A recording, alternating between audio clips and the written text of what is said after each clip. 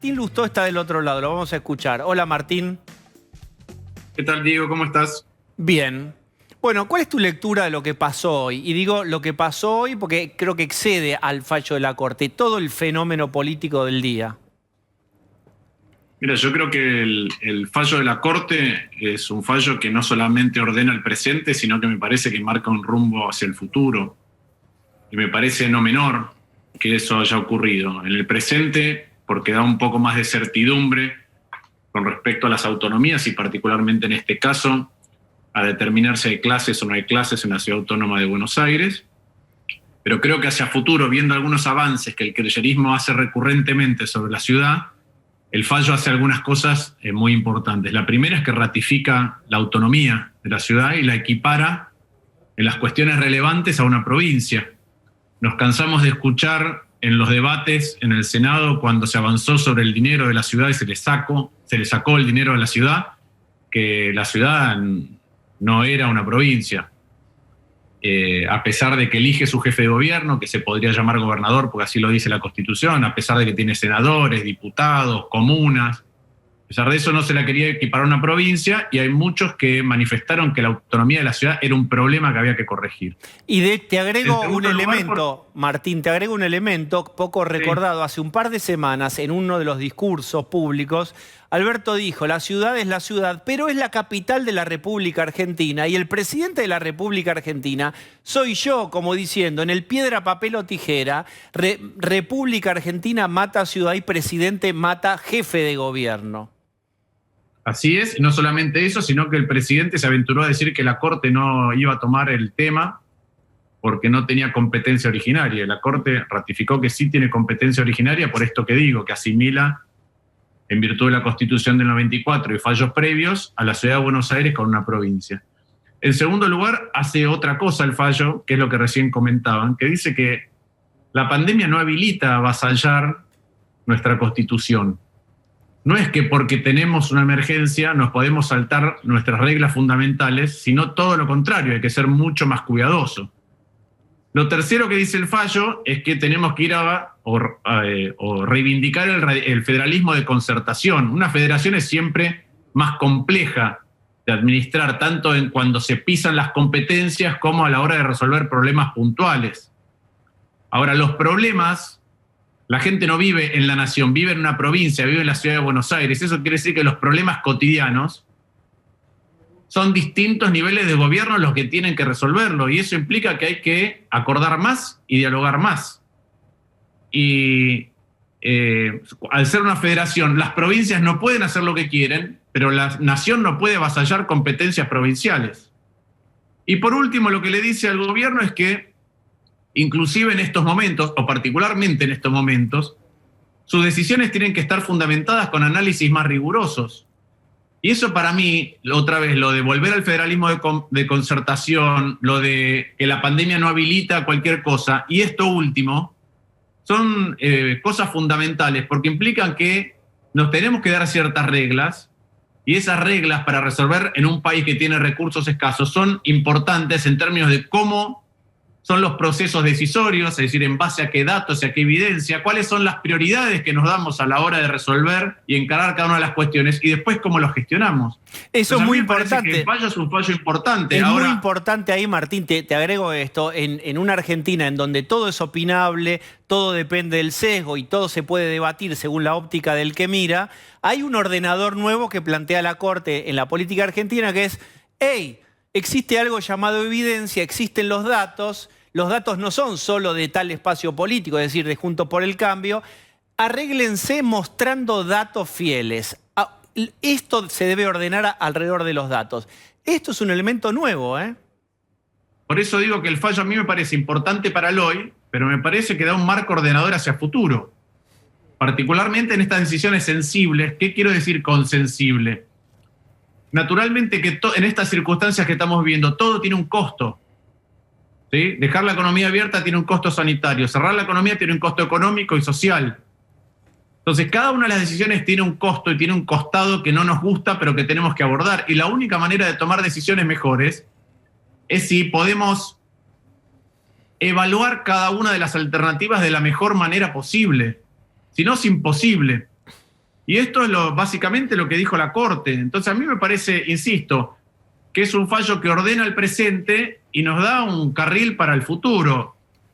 Ahora, me parece que ese carril tiene que ser aprovechado por todas las partes. Si la reacción ante esto de la vicepresidenta, decir que hubo un golpe institucional, que es raro, ¿no? Un golpe institucional de una institución fundamental de la democracia, como es la Corte.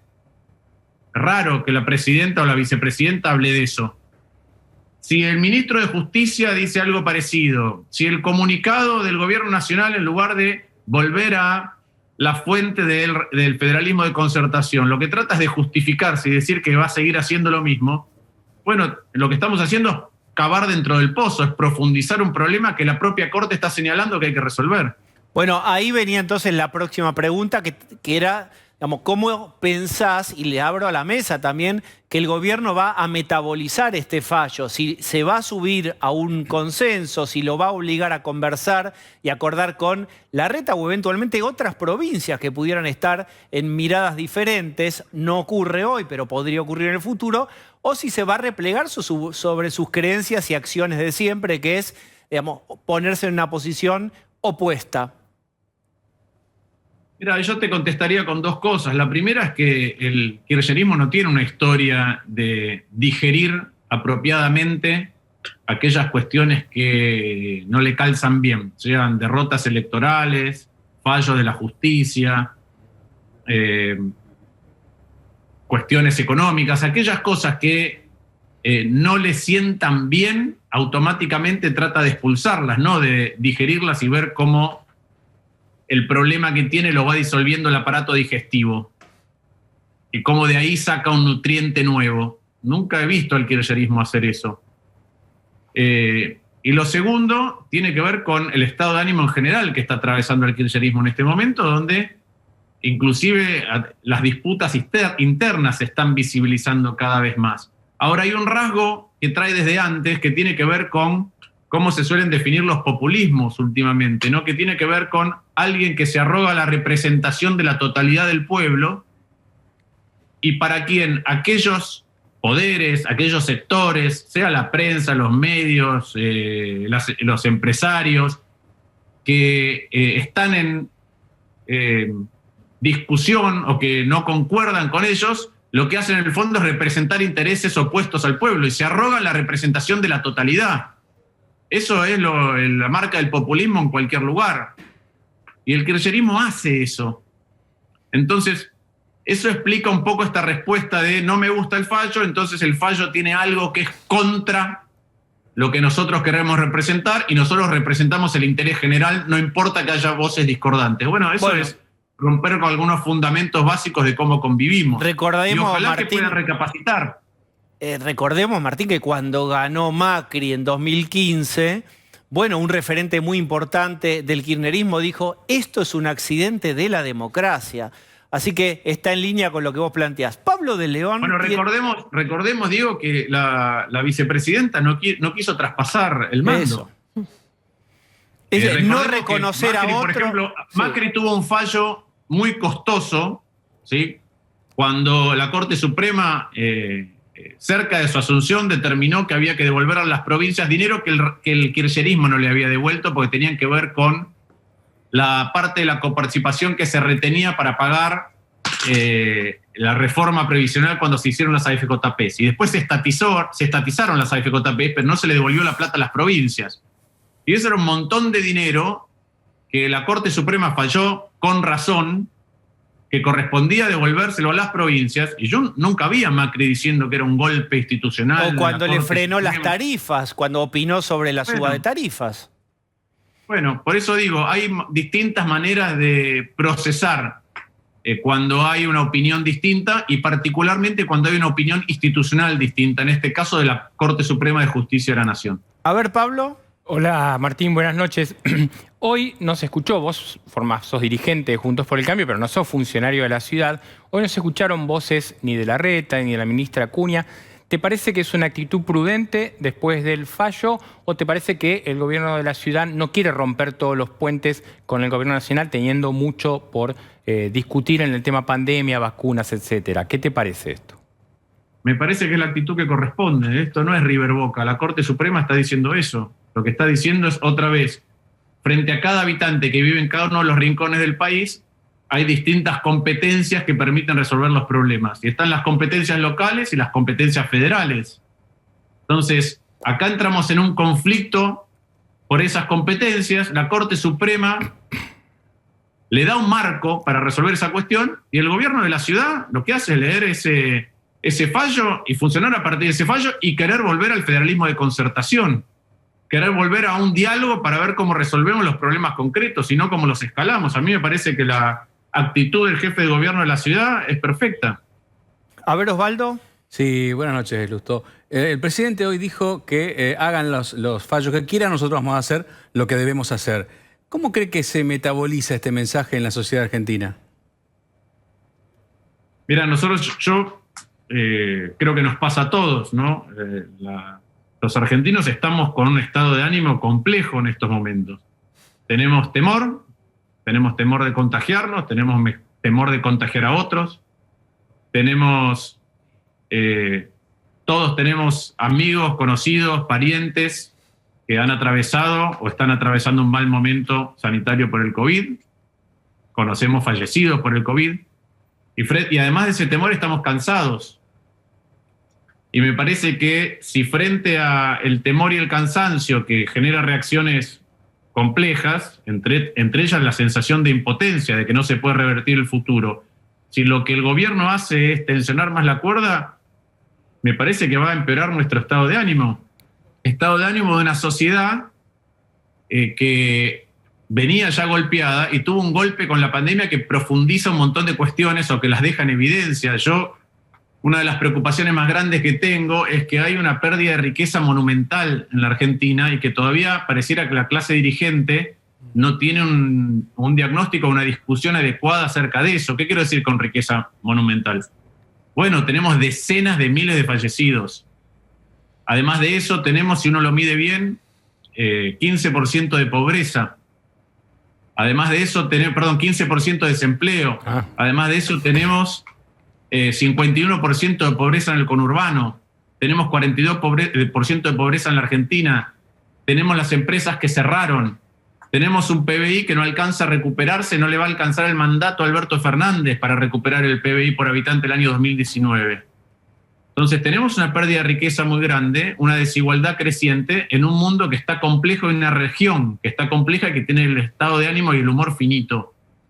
Pero me parece que si el gobierno apuesta a tratar de entender que cada cosa que no sale exactamente como el gobierno quiere, en realidad es un palo que le pone a alguien, se pierde la oportunidad de convocar colectivamente a mejorar lo que nos está pasando. Y eso va a empeorar el estado de ánimo. Lucía. Lustó, entre otras cosas, el gobierno dijo también que relativizó un poco el rol de la Corte Suprema. La pregunta puntual es, se supone que la Corte Suprema de Justicia es la palabra máxima en materia jurídica, que es la que tiene que ordenar, que es la que se tiene que respetar.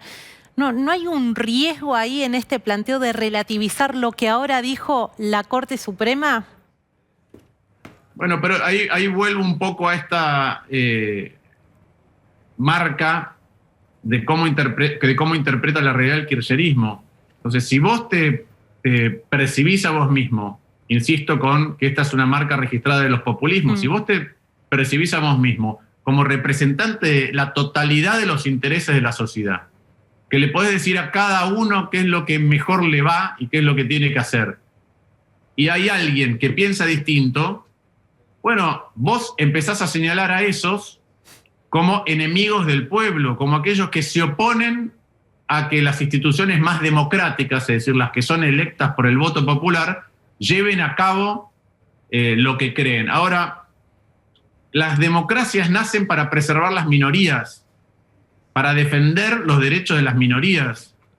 No es la voluntad permanente y absoluta de la mayoría la democracia. Cuando vos interpretás que, insisto, una institución democrática republicana fundamental como la justicia, en este caso como la Corte Suprema, el escalón más alto de la justicia, en realidad tiene una vocación de golpe institucional, bueno, te estás arrogando vos como decía antes, la representación de la totalidad, y todos los que no piensan como vos en el fondo están en contra de el pueblo, los intereses generales, etc. Y no, así no funcionan las democracias. Entonces creo que ese es un virus peligroso. Yo creo que la sociedad argentina tiene anticuerpos abundantes de esto, porque ya tuvo catástrofes, tragedias en el pasado, pero me parece que es una marca preocupante, insisto, en una región y en un país que no la están pasando bien. Antes de que empezara la pandemia, en Chile, en Ecuador, en Colombia, ya había manifestaciones populares de mucho enojo y frustración acumulada. La pandemia lo que hace es profundizar la pobreza, profundizar la desigualdad, la pobreza general, pérdida de riqueza general, y la pobreza de los sectores más vulnerables, y por ende aumenta la desigualdad.